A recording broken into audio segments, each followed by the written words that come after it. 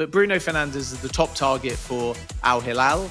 They've offered him crazy money, a base wage of 700,000 a week, tax-free, plus bonuses. And it could be £65 million a year. And that would make Bruno Fernandes, if he accepts, the third best paid player in Saudi Arabia behind only Karim Benzema and Cristiano Ronaldo. They've started initial talks now with Leipzig. They've done a lot of legwork. It's almost a Edu or Jason Atu signing, and Andrea Berta has inherited that legwork and interest. Yes, guys, Romario Webster here, and welcome to The Window, talkSPORT's latest series where we bring you daily updates, news and rumours from the transfer window. We will bring you updates from industry experts who are at the heart of all the biggest deals.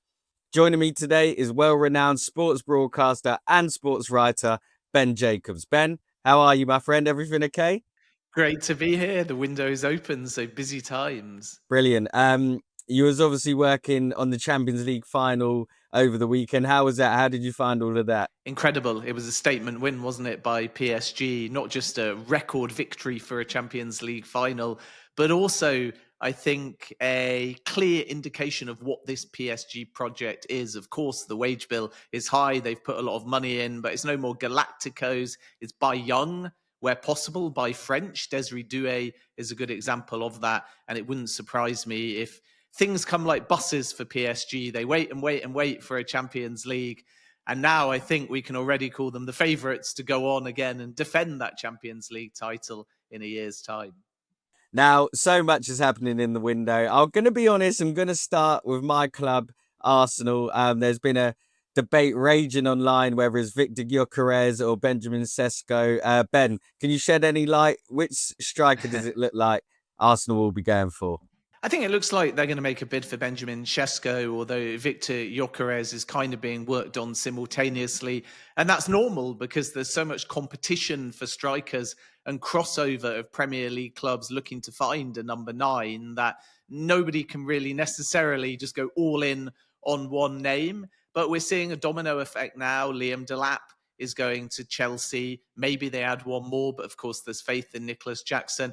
And now Arsenal need to make their move. There's maybe a bit less urgency for Arsenal compared to Chelsea. Chelsea are in the Club World Cup. They want to do their business early. Arsenal are not. They could wait a little bit if they needed to. But so much legwork done on Benjamin Sesko. He has a variable release clause that goes up based on his performances throughout a season. So if they want to trigger the clause, at the moment, it's about 80 million euros. But I think Arsenal would like to try and negotiate something a little bit lower if they could. Viktor Gyokeres has a 100 million euros release clause, but he's going to be available about 70 million simply because there was a pact made a year ago that if Gyokeres stayed at Sporting and did one more season, 24-25, then this summer he'd be able to go for a little bit cheaper. So I think Arsenal's perspective is they're prepared to pay about 70 million euros for Sesko or Gyokeres. They've started initial talks now with Leipzig. They've done a lot of legwork. It's almost a Edu or Jason Atu signing,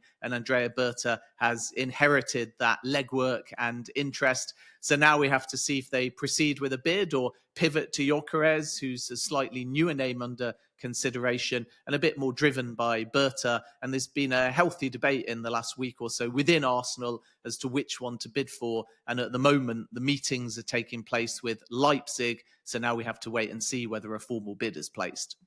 Is that something that would have caused issues within the Arsenal hierarchy and the management team with the likes of Mikel Arteta and Andrea Berta? Or are they all sort of on the same page with the Sesko signing, if that is the one that seems to go over the line? Well, I think the little secret within recruitment that people don't realize is that freedom to challenge is essential. If everybody just agrees, you don't have a functional model. So I would expect Andrea Berta to be intentionally challenging the model and the plans that he's inherited. And similarly, Mikel Arteta and anybody else involved in a transfer sticking to their own position of what they think they might need. And it won't only be about which one do you pick. I think it will more likely be about going to both and seeing where there's a deal to be had. Because Viktor Gyokeres is more established, he's on fire. Benjamin Sesko, all the legwork's been done, including in January. And I'm sure you could argue both could succeed at Arsenal, but it may also come down to the money involved too. So Viktor Gyokeres at 70 million euros or so is reasonably market value, but the agent fees and the wages are high. So the overall cost of that deal is more expensive than Benjamin Sesko, even though Sesko, if you pay the release clause, might be 80 million euros. Those agent fees and those wages are lower. So there could be a financial consideration. And then, as I've said before, there's other clubs that are interested in both of these players. With Benjamin Sesko, Chelsea, and in the past, Manchester United have looked. Newcastle United have had Sesko on their radar as well. And actually, it was Arsenal, Chelsea, and Manchester United that pitched to Sesko a year ago, only to find that eventually he wanted to do one more season at Leipzig. So there's more than one club that sees value in the Sesko deal, which might create a bit of a bidding war or eventually might result in a club having to trigger that release clause. With Viktor Gyokeres, there's not as many maybe that can afford him. In theory, Manchester United would like to enter that race now that they've lost out on Liam Delap to Chelsea, but can they generate the finances? And is a potential Bruno Fernandes sale to Al-Hilal going to give them a bit more freedom in the market, or will they stick to their guns but then have less money to spend this summer? And with Gyokeres, I also think that we might see PSG enter that race, and it's very possible that Saudi Arabia come in as well. And the bad news really for all suitors after a striker this summer is there's so much overlap and competition that if you are a selling club and there's a release clause, at this stage, you might be quite confident of getting it, because I think more than one club for each of these names will still be going head to head. Well, that sounds like a hotly contested area. Hopefully, some more news is shed on that. In other areas in the Arsenal recruitment strategy, just lastly, wide players. The left wing has been spoken about, even the right wing cover for Bukayo Saka. Names such as Rodrigo, Nico Williams, Rafael Leao. Is there any updates on Arsenal's pursuit for an additional forward? I don't think Arsenal will go for Rafa Leao. It's an interesting market opportunity, that, because Milan haven't got Champions League football, but I'm not aware of Arsenal pushing actively for Leao, and still there would be a huge fee involved. Rodrigo has a big decision to make. Some in Spain say he's just leaning towards staying at Real Madrid, but there he is on the right side. He wants to go to the left. You got Vinny Jr. and Mbappe. The expectation is both will stay, but keep an eye on Vinny Jr. because that new deal hasn't been signed. And Al-Ahly would love to add Vinny Jr. and would be prepared to offer astronomical money to the player, and in addition, a world record fee to Real Madrid. But Vinny Jr. said publicly he wants to stay. So Rodrigo has to decide what his best pathway is, and whether or not he's going to compete for minutes but play predominant right side, or move potentially to a club like Arsenal and get to play on the left. Real Madrid would entertain offers, my understanding is, for between 90 and 100 million euros. And there's nothing advanced between Arsenal, Liverpool, Chelsea and Rodrigo. But there's been some inquiries made. And I think at this stage, Arsenal, out of the Premier League clubs, have the most concrete interest. But it's not like they've bid or advanced anything to the point yet where Arsenal fans can get too excited. Nico Williams is a long-standing target for Arsenal and also Chelsea as well. There's a 58 million euros release clause, which is below market value, but there's a high wage and agent fees. So it's the cost over all of that deal that is maybe putting off suitors. And Nico Williams reminds me a bit of Martin Zubimendi as well, because he's just in love with Athletic Bilbao. So it's not just about biting the bullet on the finances. It's also whether the player actually wants to leave now. And as Liverpool found 12 months ago, they thought Zubimendi would leave. They had the deal in place. He delayed. He changed his mind. Liverpool missed out. 12 months on, he's off to Arsenal. That deal is done, pending formalisation. And Nico Williams might be the same. He may be looking at the World Cup in 2026 and thinking stability is better, stay at his club for one more year and then move in 2026 instead. But Chelsea and Arsenal could be there for Nico Williams. I think on that left side for Arsenal, you got Jamie Gittens as well, another Chelsea target. And because of the fact that Raheem Sterling has gone back to Chelsea, Leandro Trossard might sign a new deal. There's been positive talks, but it's kind of all or nothing with Trossard. If he signs a new deal, it will settle his future. But if before that formalisation comes, an offer comes in, Arsenal might actually give it due consideration. So it could be exit or new contract with nothing else in between, and probably the same for Gabriel Martinelli as well. So right now, it sort of looks like Arsenal have got enough options on that left side, but there could be an exit. Sterling's gone back to Chelsea, and that's why one of Arsenal's priorities is to find not just a left winger, but if they can, a starting left winger. And I would keep an eye on Gittins and potentially Nico Williams. Well, I'm sure it will be a busy summer for Arsenal, Ben. That sounds very complicated, and I don't envy the recruitment team. On to another recruitment team that has a busy summer ahead, Manchester United. We mentioned briefly earlier Saudi Arabia's influence on the transfer market. You reported earlier in the week that Bruno Fernandes has held concrete talks with Al-Hilal. Is there any update on Bruno Fernandes' future? Yeah, this could move by the time people actually hear this, because we're talking about hours or days deadline wise. So Bruno Fernandes has essentially been told that he has until Friday to give a final answer, and ideally before. And the reason for that is because Al Hilal need these marquee signings in time for the Club World Cup. They also need a manager, by the way, and we'll hear an answer in the next 72 hours from Inzaghi as to whether he's prepared to leave Inter. But Bruno Fernandes is the top target for Al Hilal. They've offered him crazy money, a base wage of 700,000 a week, tax-free, plus bonuses, and all in, if you add things like the free accommodation, it could be £65 million a year.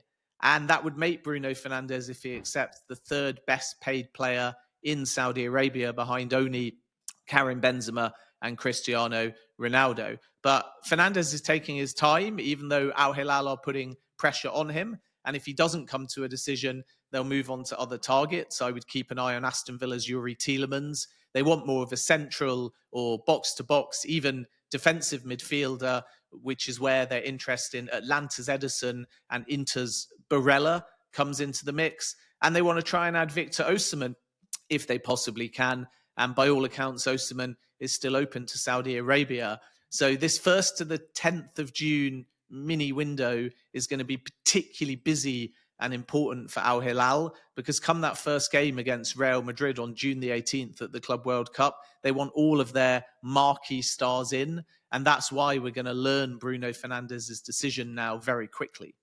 I mean, Ben, how much of this is Bruno's choice? Do Manchester United, are they under pressure to sell Bruno? Is this a deal they simply can't turn down? I know there's been reported fees of £100 million to sign Bruno without the wages. So are Manchester United in a no-choice situation? Well, I don't think they're in a no-choice situation, simply because they haven't, first of all, got an offer at the time we're recording. And I think if an offer comes, it will likely be an indication that Bruno Fernandes has said yes. It's less likely, I'm told, that Hilal, to put pressure on Bruno Fernandes, will go to Manchester United more blindly to try and get a club-to-club agreement before they've got an agreement with the player. The process is more anticipated to pan out as seeing Fernandes say yes or no, and only if he says yes, Hilal to bid. And then, of course, Hilal will be in a very strong position going to Manchester United. What we know about Manchester United's position is that their PSR situation is tight. It's also clear that they've earmarked around 100 million to spend on 2 quick signings, and everything else will depend on outgoings. Mateus Cunha is one of those signings. He's about to undergo his Manchester United medical. And because that's in installments, you can sort of look at that on this financial year as 20.8 million, because it's 62.5 million in 3 installments. So the first installment's only 20.8 million. And I'm told Manchester United may even do that deal contractually on the 1st of July, so as to put the first payment onto the 25-26 financial year, not the financial year 24-25, which again will give them a bit more flexibility. But in essence, Manchester United felt like they could do Cunha and Delap Delap's now going to Chelsea. Cunha will arrive at Manchester United. And there's not that much leeway to do more. So the answer to your question is, if they sell Bruno Fernandes, they can suddenly have a big summer. Garnacho's expected to depart. That's pure profit on the books. Marcus Rashford's available for 40 million. Antony is up for sale as well. And all of them together, plus potentially some interest in either Rasmus Højlund or Joshua Zirkzee, suddenly allows Manchester United to move. Bruno Fernandes, therefore, is the quick fix. It's the way of just getting in a cash injection from one player and maybe signing three as a consequence. Without Bruno Fernandes, Manchester United will have to be a bit more patient and rely on more difficult outgoings, because Marcus Rashford at 40 million might not be a deal that Barcelona can afford, even though we know Rashford wants to go to Barcelona. Antony would love to return to Betis, but at the moment, he's back at Old Trafford, and we have to wait and see whether there's a deal there. Garnacho, the asking price is about £60 million. And I think Napoli and Chelsea feel 45 to 50 is what they're prepared to pay. So these type of transfers might not be overnight deals, whereas that potential 80 to 100 million for Bruno Fernandes could be in Manchester United's back pocket within 10 days.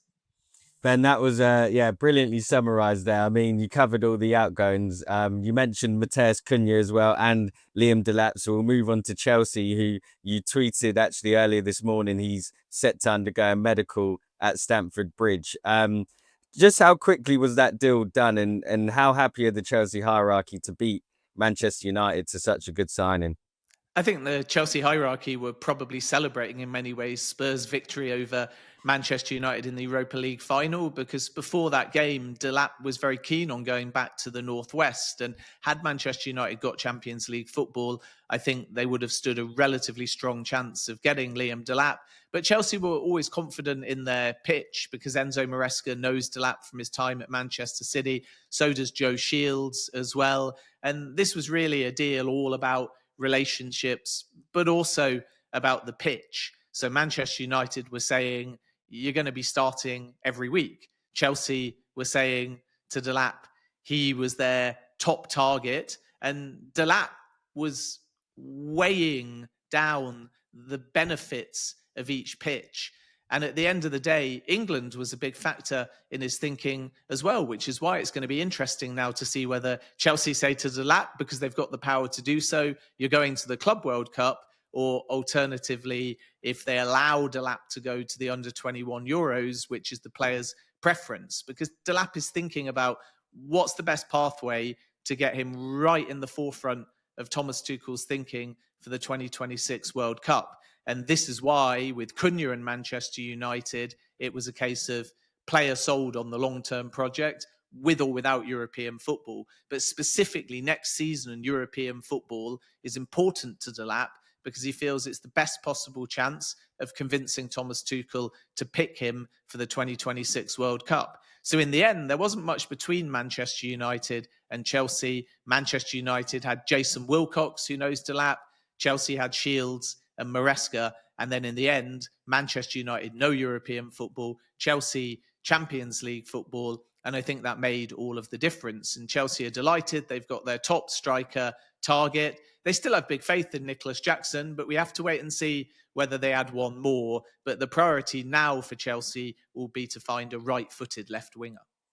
And you just touched it there, the likes of Jackson, you think he'll stay, and they're looking to add an additional winger. What other areas do you believe Chelsea will strike in? Because we know the goalkeeper, Robert Sanchez, has come under a lot of criticism this season. The defence isn't, resembling of a classic Chelsea defence with the likes of John Terry, Carvalho, even the likes of Ivanovic. Is defence and goalkeeper the main priority for Chelsea this summer?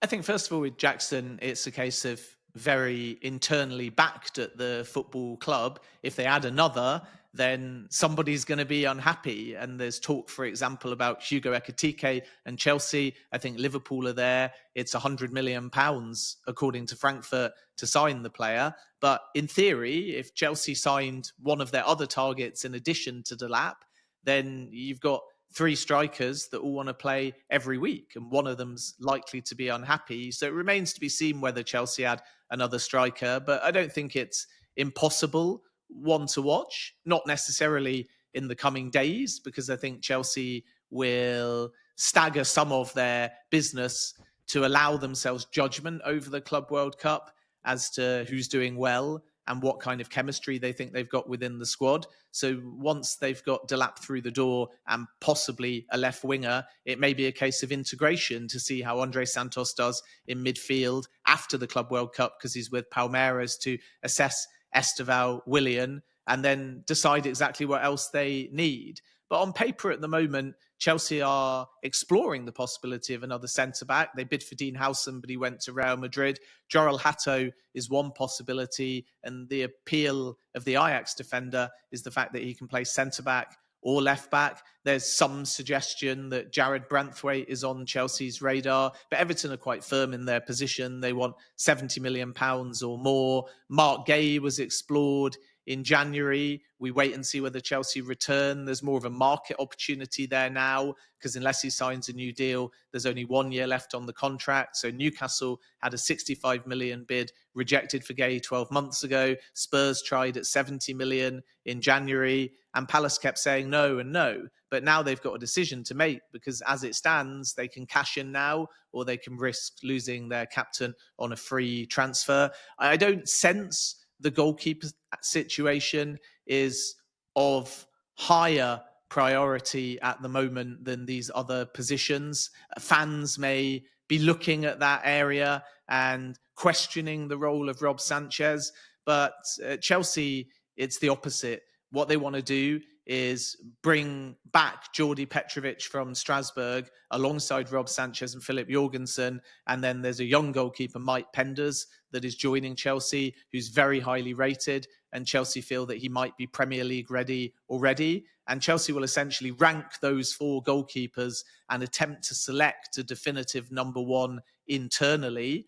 Then, of course, whichever one likely of Sanchez or Petrovic that feels they're too low down the pecking order, that might be a goalkeeper that agitates for a move. But despite a lot of noise about external number ones coming into Chelsea, the only real priority at the moment for Chelsea is to judge internally from their existing goalkeepers, create a pecking order, and then see what the knock-on effect of that pecking order is. Well, Chelsea, it sounds like they've got it all planned out. Just want to take you on to another club that has it all planned out, and a club that you've sort of been at the heart of a lot of the reports that have come out. Liverpool, of course, the Premier League champions.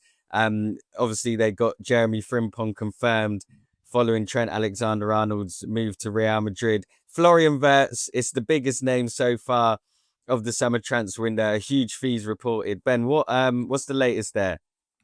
Well, I think Florian Wirtz will get done because the player wants the move. Liverpool have made a second and improved offer of 130 million euros, and that is as of the weekend. So we wait and see in the next day or two. And so, what is that in pounds? What figure is that's is about that 109 million pounds, and it includes the add-ons. So not all of them will be guaranteed.